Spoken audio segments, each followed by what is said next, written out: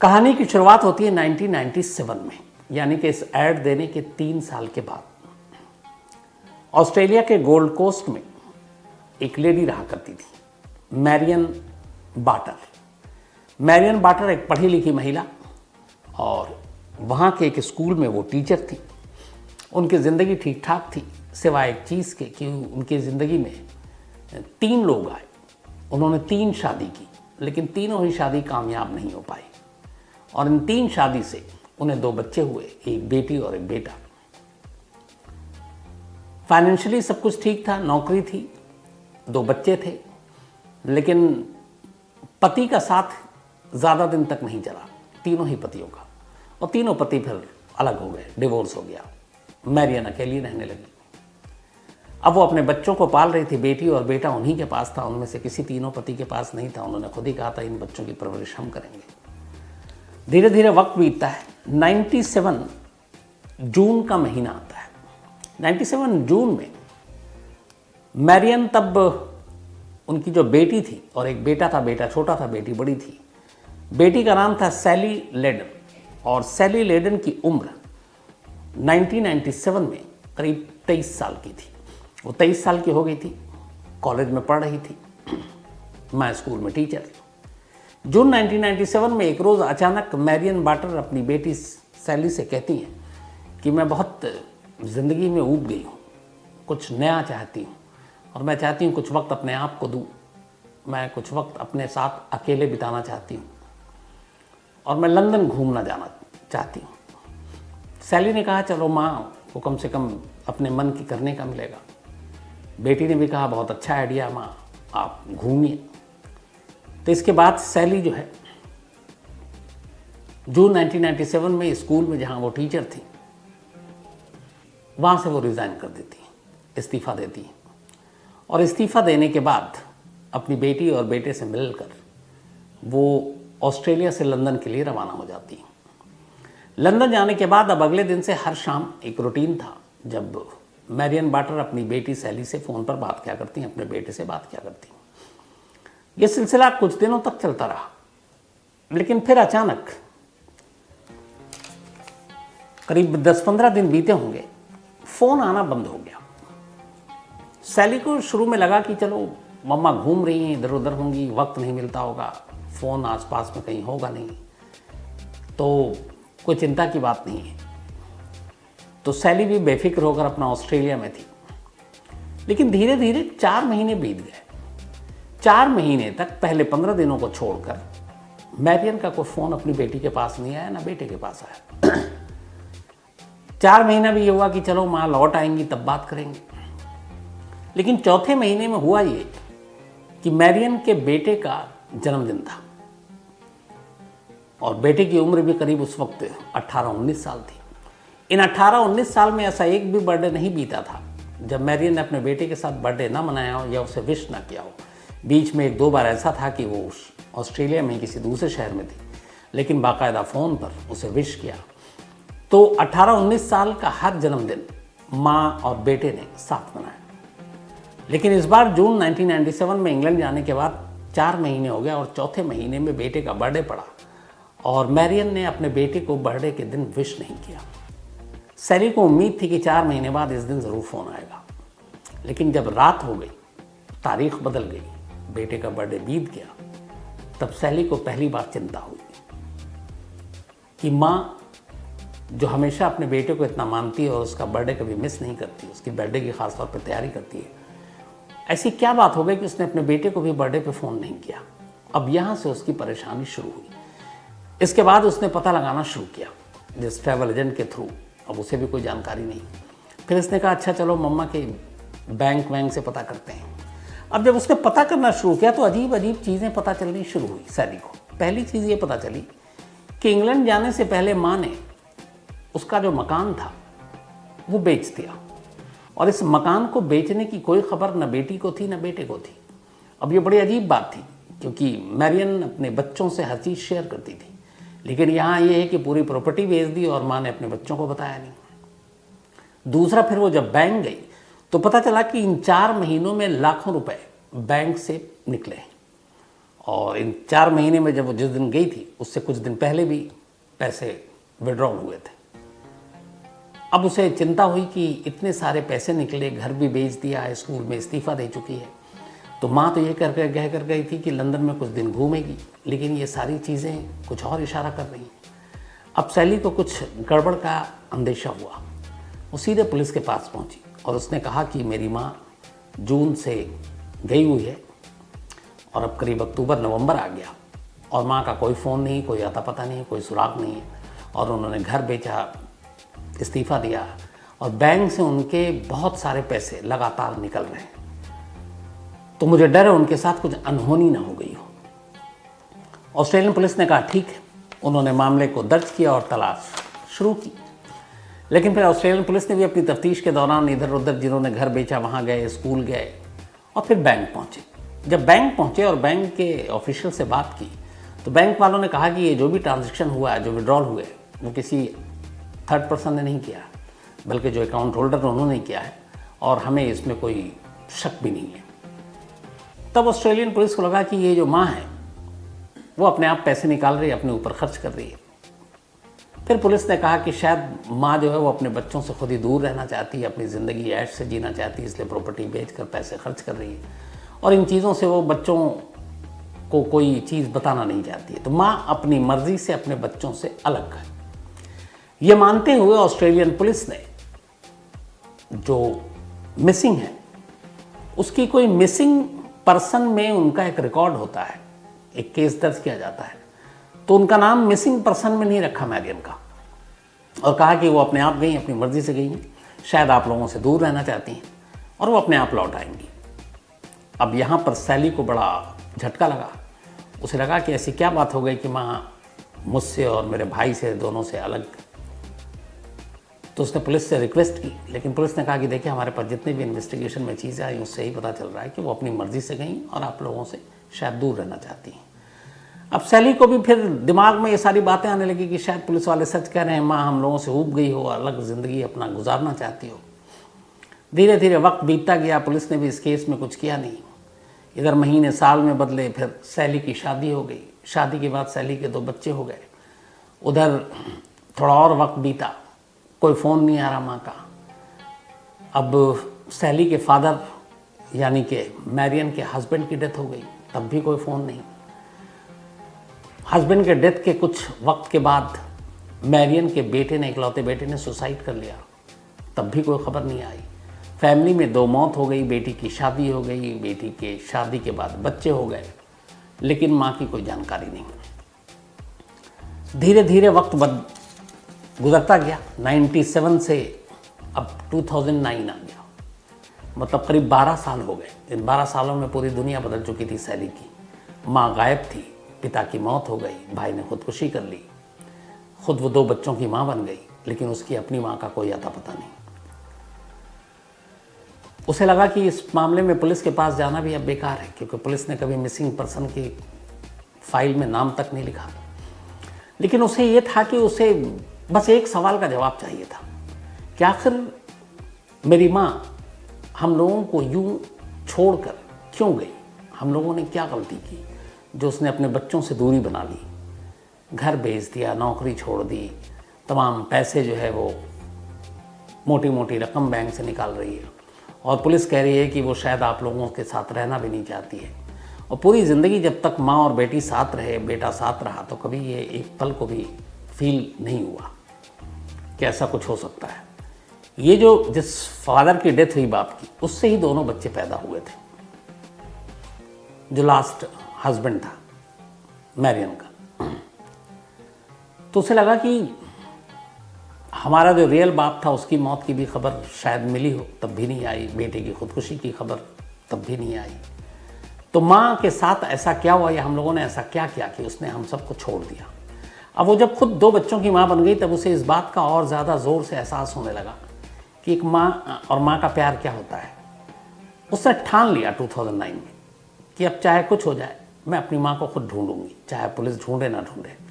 और मुझे इन सवालों के जवाब चाहिए एक बार माँ से आमने सामने बैठकर, कि उसने हम सबको यूं क्यों अकेला छोड़ दिया और क्यों खुद कहीं गुम हो गई। अब सैली ने एक डिटेक्टिव को हायर किया उसके हस्बैंड ने भी इस काम में उसकी मदद की और उसने डिटेक्टिव को सारी बातें बताई। डिटेक्टिव ने कहा ठीक है। अब वो लग गया 1997 में गायब हुई मैरियन की तलाश में। काफ़ी वक्त लगा। एक रोज़ डिटेक्टिव कुछ इन्फॉर्मेशन के साथ सैली के सामने आता है और जो चीज़ें बताता है, पहली बार सैली के पैरों तले ज़मीन खिसकती है। उसे लगता है कि ऐसा हो नहीं सकता, लेकिन उसने प्रूफ रखे सामने। उसने कहा कि तुम्हारी माँ जब जून 1997 में लंदन गई थी, उसके कुछ महीने के बाद ही ऑस्ट्रेलिया लौट आई थी। ऑस्ट्रेलिया आने के बाद उसने अपनी सच्चाई दुनिया से छुपाई। उसने यहाँ आने के बाद अपना नाम चेंज कर लिया। मैरियन बाटर से उसने नया नाम रखा फ्लोराबेला नतालिया मैरियन रिमेकेल। तभी उसने अपना नया नाम रखा था। इसके अलावा उसने ये भी कहा कि वो जून में गई थी और अगस्त में ऑस्ट्रेलिया लौट रही थी। अगस्त में लौटकर आने के बाद उसने अपने आप को यहाँ दिखाया था कि वो लग्जमबर्ग में रहने वाली एक हाउसवाइफ है और यहीं पर अब वो एक नए नाम के साथ रहने लगी। अब जब ये सारी चीज़ें आई और उससे जुड़े हुए कुछ कागजात दिखाए गए इस नाम के साथ, तो वो हूबहू मैरियन से मिल रहे थे। अब सैली को कोई शक नहीं था कि डिटेक्टिव सच बोल रहा है। लेकिन सवाल ये है कि उसने अपना नाम क्यों बदला, अपनी पहचान क्यों छुपाई और वापस ऑस्ट्रेलिया में आकर रही और अपने बच्चों से दूर क्यों रही? इसकी वजह क्या हो सकती है? अब उसे यह था कि किसी भी कीमत पर अपनी मां का पता लगाना है, इन नई पहचान नए नाम के साथ। तो जब ये सारी चीज़ें हुई, पुलिस के पास गई। फिर पुलिस ने कहा कि हम इसमें कुछ नहीं करेंगे क्योंकि वो अपनी मर्जी से गई हैं। अब डिटेक्टिव ने ये सारी जानकारी तो दे दी थी। तभी पता चला कि ऑस्ट्रेलिया में एक क्राइम पॉडकास्ट, जिस पे तमाम क्राइम की खबरें, ये कहानियाँ सुनाई जाती हैं। तब आगे बढ़ूँ इसी पे मुझे अचानक याद आया कि ऐसे पॉडकास्ट या फिर ऑडियो बुक कुकू एफएम पे, जो कुकू एफएम ऐप है, उस पर भी तमाम ऐसी चीज़ें ऑडियो बुक की शक्ल में मौजूद है। और अभी कुकू एफएम ऐप पर एक किलर सिस्टर की कहानी है। ये किलर सिस्टर दो बहनों की कहानी है जिन्हें माँ ने ही कातिल बनाया। इन दोनों बहनों ने करीब 40 बच्चों को किडनैप किया था और इन 40 के 40 बच्चों को मौत के घाट उतार दिया। कोल्हापुर, पुणे और नासिक के ये बच्चे थे। माँ ने अपनी दोनों बेटियों को क्यों सीरियल किलर बनाया? तो 10,000 से ज़्यादा ऐसे ऑडियो बुक हैं इस किलर सिस्टर की कहानी के अलावा, और जिसे आप रीजनल भाषा में सुन सकते हैं, किसी भी क्षेत्रीय ज़ुबान में। और इसमें biography, business, crime, entertainment, politics, तमाम ऑडियो बुक हैं। 25 लाख लोग इसके पेड सब्सक्राइबर हैं और इसको आप ड्राइविंग करते वक्त या फिर स्लीप मोड में भी सुन सकते हैं ऑडियो बुक को। और ख़ासतौर पर क्राइम तक फैमिली के लिए ख़ास ऑफ़र है कुकू एफएम ऐप पर कि पहले महीने के सब्सक्रिप्शन के लिए पूरी क्राइम तक फैमिली के लिए 50% 50% डिस्काउंट है। यानी ये सिर्फ 49 रुपये में आपको 10,000 ऑडियो बुक का पूरा ख़जाना मिलेगा। तो क्राइम तक फैमिली को सिर्फ इतना करना है कि नीचे दिए गए डिस्क्रिप्शन में जो लिंक है उस पर क्लिक करें और कूपन कोड crime50 ज़रूर लिखें, लगाएं, और इस कूपन कोड का इस्तेमाल करेंगे आप crime50, तो पूरी क्राइम तक फैमिली को 50% डिस्काउंट, यानी जो कोई 99 रुपये का सब्सक्रिप्शन है वो 49 रुपये में 49 में मिल जाएगा। तो कुकू एफएम ऐप पर भी आप ऑडियो बुक में 10,000 से ज़्यादा ये सारी चीज़ें सुन सकते हैं। तो ये वैसी कुकू एफएम है जैसे मैं ऑस्ट्रेलिया की इस ऑडियो बुक की बात कर रहा था। तो सैली हर तरफ से परेशान थी। डिटेक्टिव ने सारी खबर दे दी, पुलिस ने मदद नहीं की। सैली को लगा अब क्या करे। तो उसे पता चला कि एक यहाँ पर ऑस्ट्रेलिया का एक क्राइम पॉडकास्ट है जहाँ पे इस तरह की स्टोरीज़ को सुनाया जाता है। उसने उस क्राइम पॉडकास्ट को कांटेक्ट किया और अपनी माँ की कहानी सुनाई। पूरी कहानी जब सुनी तो क्राइम पॉडकास्ट वालों को भी लगा कि ये बहुत ही मिस्टीरियस है। उन्होंने फिर पूरी कहानी को लोगों को तक पहुंचाया और इसका नाम दिया था द लेडी वैनिशर, जो गायब हो गई।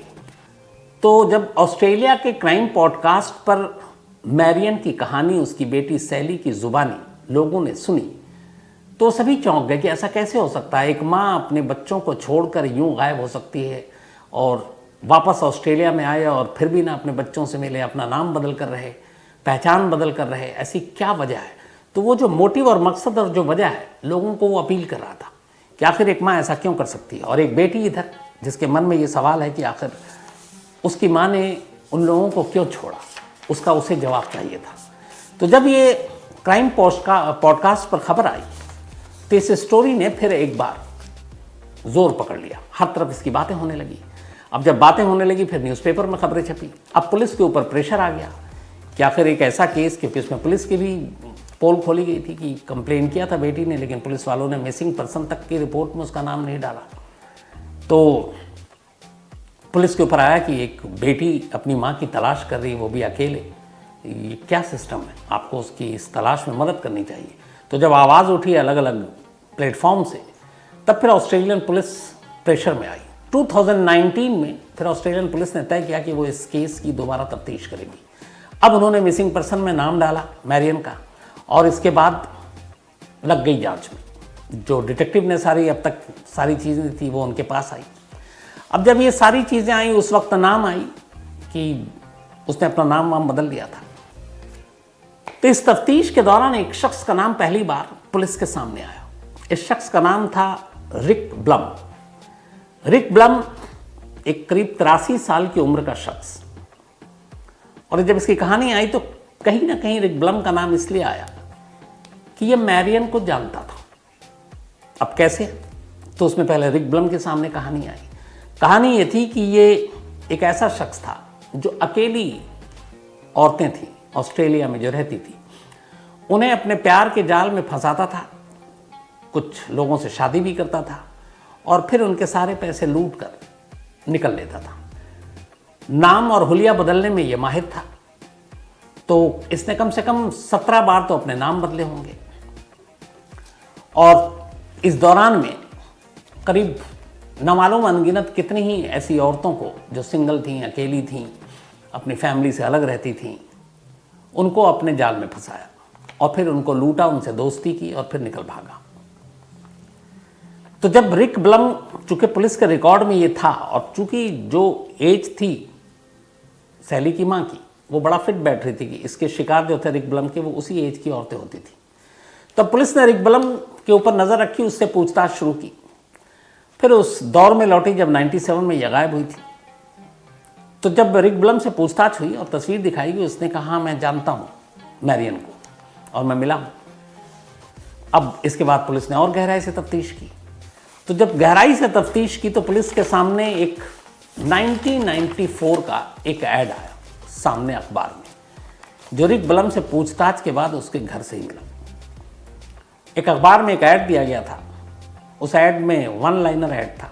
ऐड में लिखा हुआ था, single, tall, dark, sober and non smoker, यानी अकेली, लंबी, थोड़ी डार्क कलर, अच्छे नेचर की और नॉन स्मोकर, जो सिगरेट ना पीती हो, looking for a relationship with a view to marriage. मतलब एक रिश्ते के लिए चाहिए और ये भी है कि शायद शादी भी करने आगे चलकर। तो ये एक वन लाइनर ऐड छपा कि single, tall, dark, sober and non smoker, looking for a relationship with a view to marriage.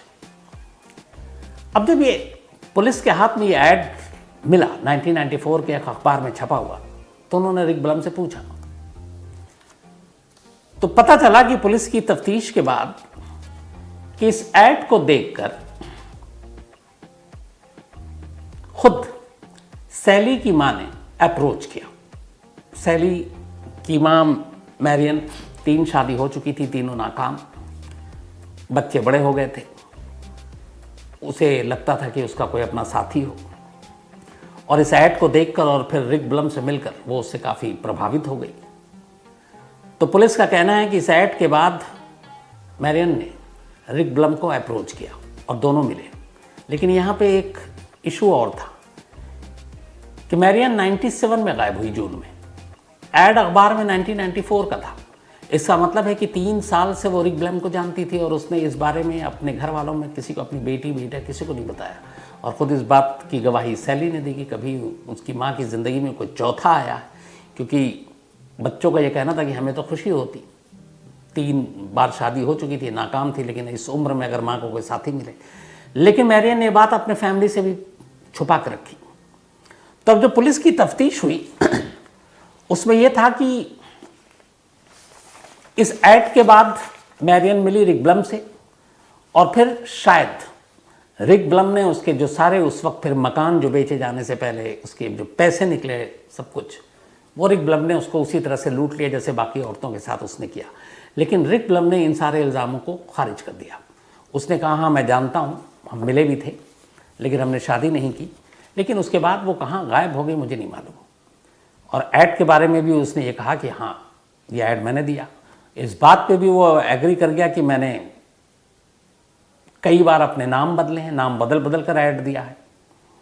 और 1994 से मैं मैरियन को जानता था, लेकिन उसकी गुमशुदगी में मेरा कोई हाथ नहीं है।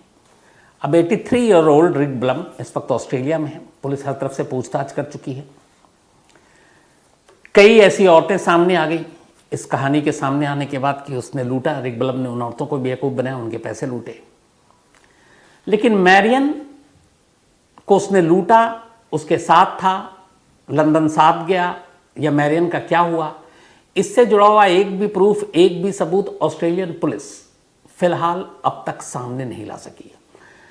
अब इसमें कई चीज़ें हैं जो ऑस्ट्रेलिया में लगातार बातें हो रही हैं। एक ये कि मैरियन अब जिंदा है भी कि नहीं, क्योंकि रिक ब्लम हो सकता है घर बेचना और इतने सारे पैसे, और अगर वो उसको कुछ सच्चाई पता चल गई हो तो उसको जाके उसका राज नग आम कर दे, फाश कर दे, इसलिए उसने उसको रास्ते से हटा दिया हो। लेकिन अगर रास्ते से हटा दिया हो और अगर मैरियन जिंदा नहीं है तो फिर उसकी लाश क्यों नहीं मिली, कहाँ है? और अगर है तो कोई क्या ऐसी वजह हो सकती है कि वो अपनी बेटी से छुपी हुई है? जब इतनी सारी चीज़ें तमाम लोग सामने आएंगे तो वो क्यों नहीं सामने आ रही है? तो ऑस्ट्रेलियन पुलिस के लिए अभी भी ये रहस्य है कि आखिर मैरियन की सच्चाई क्या है।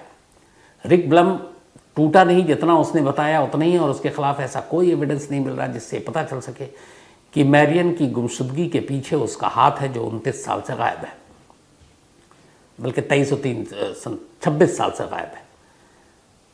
तो इसलिए रिक ब्लम के ऊपर उसकी गुमशुदगी का केस भी नहीं चल सकता जब तक कोई ठोस सबूत ना हो।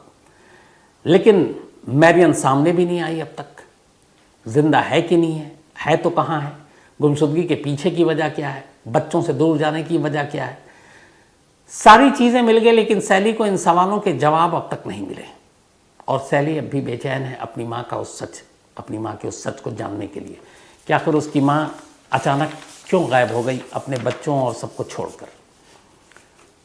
तो इस ऐड को लेकर ऑस्ट्रेलिया में आज भी चर्चा है, और अब पुलिस ने बाकायदा इनाम का ऐलान कर दिया है कि अगर मैरियन की गुमशुदगी से जुड़ी हुई जानकारी कोई आकर सामने देता है तो उसे एक मोटी रकम इनाम में दी जाएगी।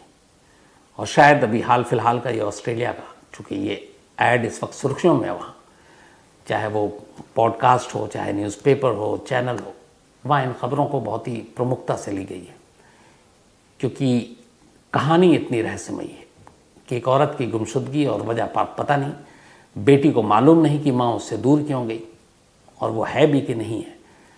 तो इनाम का ऐलान किया गया है। जो भी मैरियन के बारे में जानकारी देगा पुलिस को, उसे इनाम दिया जाएगा। और अगर इस केस का कोई अंजाम होता है, सॉल्व होता है, इसके अपडेट आते हैं तो मैं आप तक ज़रूर पहुंचाऊंगा। तो फिलहाल कहानी में इतना ही, लेकिन कहानी ख़त्म करूं उससे पहले